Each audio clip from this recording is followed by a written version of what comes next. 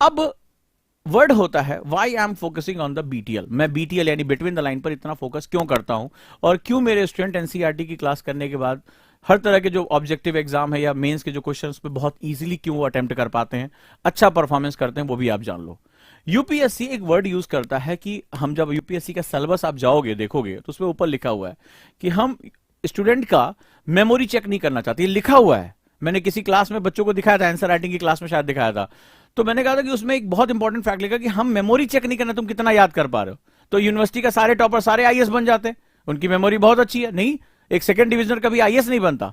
वो एक word use करता है डेवलप अंडरस्टैंडिंग, कि आप अपनी समझ का विकास कैसे करते हैं।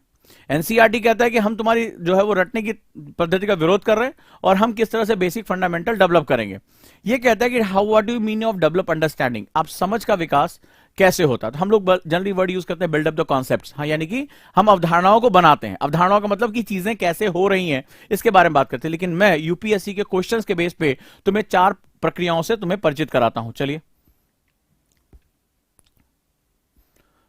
पहला, जब आप डेवलपमेंट करने जाते हो किसी कॉन्सेप्ट्स को, ठीक है, जैसे मैं अगर वर्ड अभी पढ़ाऊंगा तो मैं तुमसे वर्ड यूज करूंगा वाई ज्योग्राफी। ज्योग्राफी क्या है, मैं यहीं से शुरू करूंगा।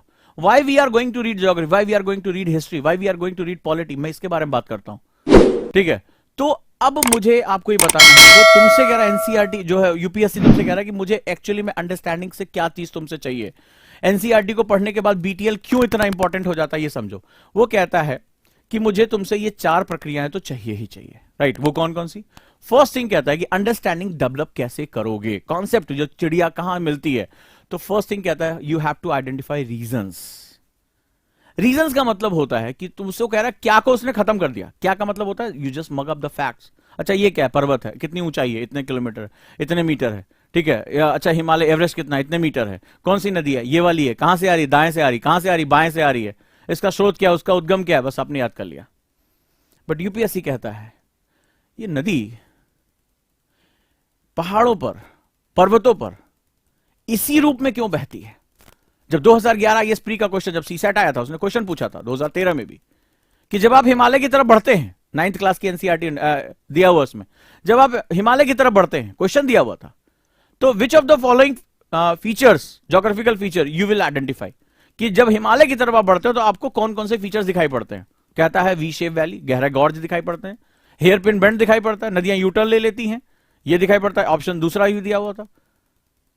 तीसरा कहता है कि रैपिड्स, क्षिप्रिकाएं दिखाई पड़ती हैं। नन ऑफ द, इनमें से कोई नहीं। तो जो ये समझ पाया, उसने ये नहीं कहा कि कौन सी नदी पहाड़ों से उतरती है, नहीं। वो अगर आप जाएंगे तो आप जाकर देखेंगे तो आप देखेंगे कि जब नदी, आप किसी बच्चों ने कहा, जैसे आलोक ने लिखा स्लोप, लेकिन जब स्लोप हाई होता है तो नदियां कैसा व्यवहार करती हैं। स्लोप जब कम होता है, स्लोप तो उनके बहने का सबसे बड़ा कारण है, लेकिन जब स्लोप हायर है, जब स्टीप एलिवेशन जो है, ग्रेडियंट ज्यादा है, तो नदी अलग व्यवहार करती है, वो रैपिड्स बनाती हैं। तुमने कभी देखा मैदानी इलाकों में जो है वो रिवर क्राफ्टिंग हो रही है, तुम जाते हो ऋषिकेश, तो क्यों ऋषिकेश जाते हो, कहीं और क्यों नहीं जा रहे हो, ठीक है। रिवर राफ्टिंग के लिए ऋषिकेश क्यों जा रहे हो, तुम जाके हरिद्वार में कर लेते, नहीं कर पाते हो तुम, क्योंकि वहां पे गंगा मैदानों में उतर जाती है, स्लोप कम हो जाता है। तुम किसी भी नदी में कर लो, नहीं होगा, तुम्हें मजा आएगा। तो रैपिड्स बनाती हैं, वो गॉर्ज काटती हैं गहरे, तो क्यों गहरे काट रहे, चौड़ाई में क्यों नहीं काट रही हैं, तो उसके लिए उसका जो थीटा होता है वो बड़ा इंपॉर्टेंट होता है। यू टर्न क्यों, क्योंकि हिमालय के साथ बहुत सी नदियां जो उसको काटने की बजाय अपना रास्ता जो है सडनली चेंज कर देती है। जैसे ब्रह्मपुत्रा, जो सिंटेक्सियल बेंड है, वहां से यू टर्न लेती है सांगपो और भारत में ब्रह्मपुत्रा के रूप में प्रवेश कर जाती है, सीधे सीधे यू टर्न मार देती है।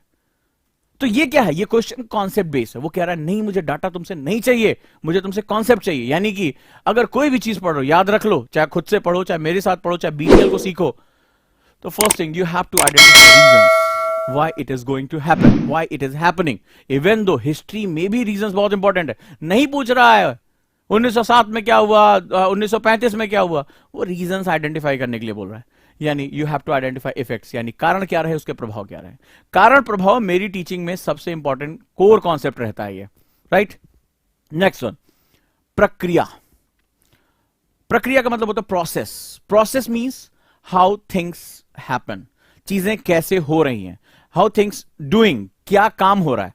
अगर आप देखो तो वो गांधी के आंदोलन के विकसित होने का क्रम, आजादी के आंदोलन के समय महिलाओं के विकास का क्रम, अभी तमाम, जैसे आज ही आया कि किसान आंदोलन हुआ, तो किसान आंदोलन में महिलाओं की भागीदारी क्यों नहीं थी? इस पूरे आंदोलन में, अगर ध्यान से आप क्वेश्चन आज मेरी बात को आप ध्यान से समझिएगा और आपको मेरी बात पहुंच जाए तो मुझे जरूर मैसेज करके बताइए कि क्या इस पूरे आंदोलन में, जब किसान आंदोलन, टिकैत साहब थे, जो है वो किसान संयुक्त किसान मोर्चा था, हम 3 बिलों के वापस लेंगे, इस पूरे कहानी में कहीं पर महिला किसान जो भाई पति जिनके छोड़कर माइग्रेट कर गए, इतना बड़ा आंकड़ा है, इतने लोग बाहर निकल गए, तो महिलाएं तो बची ना जो खेती कर रही हैं गांव में। क्या इस पूरे माहौल में, क्या ये, अगर मैं तुमसे एक क्वेश्चन तुमसे पूछूं, लिखना चाहो तो लिख लो, क्या ये संपूर्ण कृषक आंदोलन, लिखना चाहो तो लिख लो, क्या पूरा किसान आंदोलन क्या लैंगिक भेदभाव का प्रतीक नहीं था? क्या लैंगिक भेदभाव, it was not the complete farmer जो एजिटेशन था, कंप्लीट फार्मर जो आंदोलन था, was not the representation of gender injustice और जेंडर इम्पार्शियलिटी? क्या इस पूरे सेगमेंट में आप मुझे बताओ कि महिला किसानों का कोई मुद्दा या महिला संगठनों का कोई भी व्यक्ति उसमें शामिल था, हां या ना? क्वेश्चन लिख लो, हो सकता है मेंस में इस बार आ जाए। यही थिंकिंग तुम्हें सिखाऊंगा कि यार पढ़ी गई चीज में यार ये कैसे निकल कर आता है, यही थिंकिंग तुम्हें बताता। Because when you able to identify the process and function, जब तुम प्रोसेस यानी प्रक्रिया और फंक्शन यानी प्रकार को पकड़ लेते हो, तुम्हें सोचना शुरू कर देते हो कि यार वाकई में ये सारे क्या पुरुष ही जो है वो समाज का प्रतिनिधित्व कर रहे हैं। आज आंकड़े कह रहे हैं कि माइग्रेशन की वजह से बहुत से लोग जो पुरुष हैं, पुरुष ही माइग्रेट ज्यादा करता है, उसमें भी उसका डोमिनेंस है। तो मच जाती महिला, तो खेती कौन कर रहा है? महिला कर रही है। तो महिला कर रही है, तो इस पूरे आंदोलन में क्या महिला किसान, तुम कहीं भी किसी भी न्यूज़पेपर में तुमने उसकी चर्चा सुनी, उसके मुद्दों के बारे में बात सुनी, हां या ना?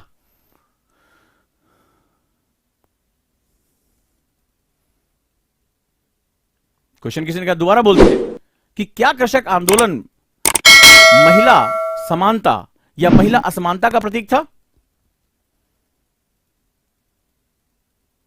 इस जो हमारा फीमेल इनइक्वलिटी पे तो नहीं बेस्ड था, क्योंकि कहीं भी उसका पार्टिसिपेशन नहीं था। इसका मतलब है तुम फीमेल फार्मर्स को तुमने नेग्लेक्ट कर दिया, राइट? थिंकिंग में मजा आया? एक नया पॉइंट है तुम्हारे पास, जस्ट स्टार्ट थिंकिंग। यही थिंकिंग तुम्हें एनसीईआरटी में सिखाऊंगा। ऐसी ऐसी चीजें तुम्हें बहुत इजी लग रही ना, उसको आज के कंटेक्स्ट से जोड़ दूंगा, राइट? अगला, फंक्शन किस तरह से ये प्रकारी के रूप में कार्य कर रहा है, एंड द सीक्वेंस, क्रम क्या है इनके। किसी भी, चाहे वो गांधी का आंदोलन हो, चाहे वो हमारी हवाएं हो, चाहे वो जेट स्ट्रीम हो, चाहे वो मानव अधिवास हो, मानव भूगोल हो, इकोनॉमिक ज्योग्राफी हो, इकोनॉमिक हमारा इकोनॉमी का सेगमेंट हो, इंडियन इकोनॉमी हो, सभी एक सीक्वेंस में जनरेट होते हैं, राइट? वो अपने पीछे की चीजों से सीखते हुए या पीछे से अपनी पावर लेते हुए आगे बढ़ते हैं। सो अगर तुम्हें अंडरस्टैंडिंग डेवलप करनी है तो ये 4 फंक्शंस आप जरूर याद रखना। वन इज रीजंस, कारण प्रभाव। कारण मिल जाएगा, प्रभाव ढूंढ लोगे। प्रक्रिया, प्रोसेस, राइट? प्रकार्य, फंक्शन, सीक्वेंस यानी क्रम। जब इन चारों को किसी स्टूडेंट की आंखें देखना शुरू कर देती हैं तो वो एक्चुअली में किसी भी पढ़ी हुई चीज का सारा कुछ, जिसे हम लोग कहते हैं कॉन्सेप्ट बिल्डिंग प्रोसेस, कि कॉन्सेप्ट बिल्डिंग प्रोसेस क्या है। सुना होगा ना कि कहते हैं कॉन्सेप्ट क्लियर हो जाएगा, यूपीएससी क्लियर हो जाएगा। कौन सी चिड़िया है कॉन्सेप्ट, ये कहां मिलती है, किस डाल पे बैठती है, हमें आज तक किसी ने नहीं बताया। तो कॉन्सेप्ट इन चारों से बनता है, राइट? राइट, ये 4 जो है वो जब तुम्हारी हैबिट में आ जाएगा, इतना आसान नहीं होता है। तो जो मेरा LWMI नोट्स है, जो मैंने LWMI less word more information develop किया है, वो हुकिंग जो मैंने की है वो इसी बेसिस पे की है। वो पूरे नोट्स तुम्हारे इसी तरह से रन करते हैं, एक दूसरे से क्वेश्चन पूछते हुए वो लिंक कर जाते हैं, और तुम्हें लगेगा इतने टॉपिक्स में से हमने ये सब कुछ निचोड़कर बाहर कर लिया, राइट? चलिए आगे बढ़ते हैं। तो अंडरस्टैंडिंग डेवलप करनी है, सो हमें किस तरह से काम करना होगा। अब मेरा लेक्चर प्लान क्या है ये भी समझ लो, विच इज इंपॉर्टेंट। इस बार हमने कुछ नई चीजें ऐड की, जैसे इसमें और मैपिंग में भी 3 सेगमेंट हमने डेवलप किए हैं, जिसमें current mapping, polity IR mapping and history and geography mapping, ये हमने जो है वो इस बार एड ऑन किया है। तो किस तरह से मैं पढ़ाऊंगा ये भी जान लो, एनसीईआरटी कहां इंपॉर्टेंट है, क्या क्या आपको मिलने जा रहा है इस कोर्स में। फिर हम यहां शुरू करते हैं। LWMI नोट्स इसके साथ रहेंगे। BTL आपको समझ में आ गया होगा, मैं पूरा फॉर्म इसी में पढ़ाता हूं, और क्यों इंपॉर्टेंट है अब तुम्हें एनसीईआरटी खुद बता रहा है, यूपीएससी खुद बता रहा है, ऐसे नहीं पढ़ोगे तो निपट जाओगे, राइट?